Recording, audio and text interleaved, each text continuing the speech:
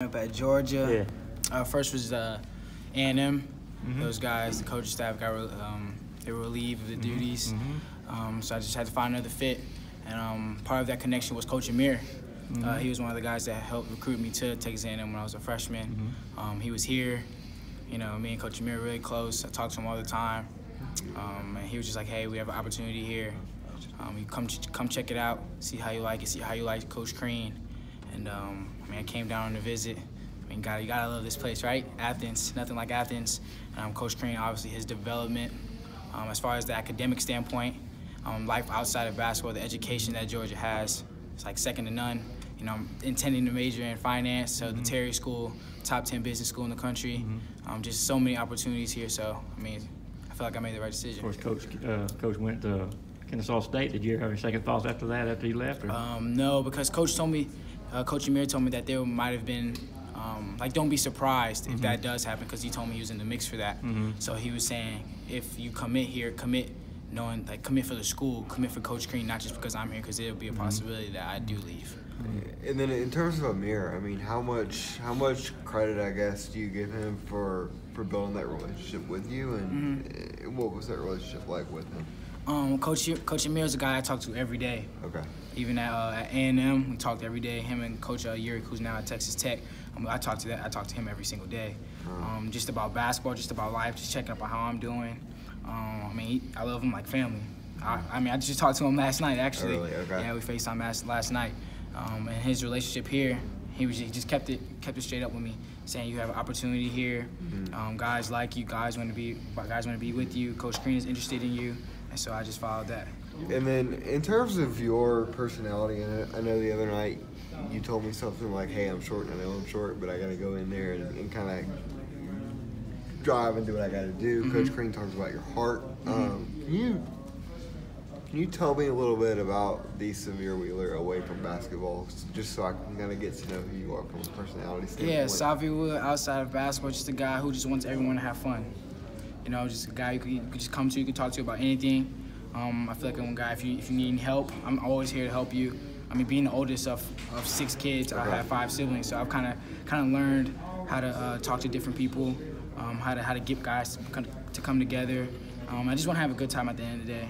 Because, it is, basketball's a game. It's meant to have fun.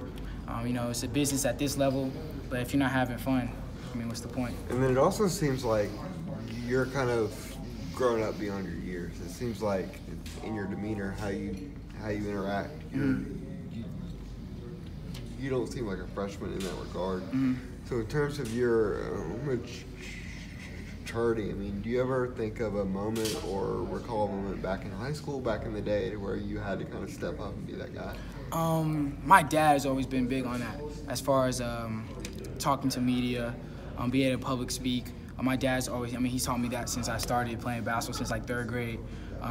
Projecting your voice, making your thoughts clear, taking your time when answering questions. That's something we've always worked on since I can remember, literally 9 years old. We've been practicing interview after interview after interview. And it's not my first rodeo as far as dealing with media. So, just take it one step at a time. Were you aware that your 19 points were the 3rd most for a Georgia freshman in school history? No, I was not aware. Everybody was looking at Ant-Man and the job he did, but yeah, 19 points tied Terry Fair for the 3rd most points by a freshman in his first game. Big deal to you? Yeah, obviously it's an honor. It's great things to hear. But I was just trying to win the game, and if that's what it called me, it's gonna be some games where it's like that, where you're gonna need my scoring to win, and it's gonna be some games where I might have 10 assists, 10 rebounds, maybe 4 points, just whatever for the team to win. This may sound like a weird question to you, but you know JJ Frazier? I do. He's come up here a couple times for open gym during the summer, so I've got to communicate with him a little bit. Have you talked with him lately? Coach, you guys were familiar, I guess, from people I know like to talk about the height, and you're not the tallest guy in the world. He wasn't either. Of course, you were, I think, a higher recruited player than JJ was, but people like to look at similarities and see a lot between you guys. You kind of agree with that? I believe we do have some similarities, but I believe we have some differences as well. Obviously, the major thing to everyone is size.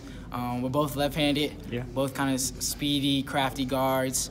I say I'm more of attack-oriented, trying to get to the paint.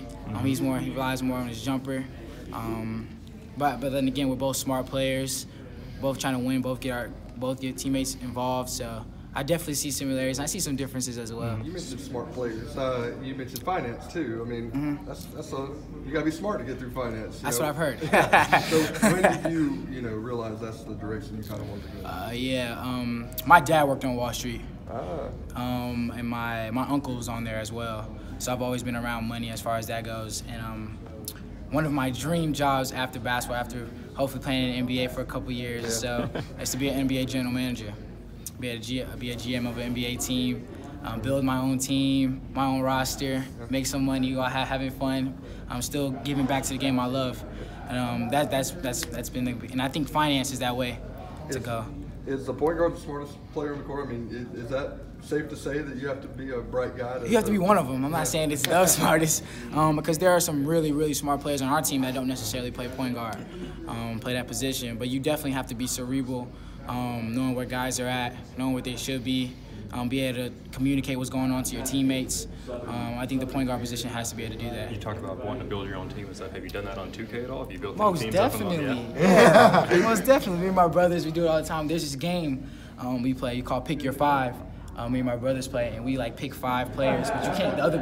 My other brother can't pick the same players I pick.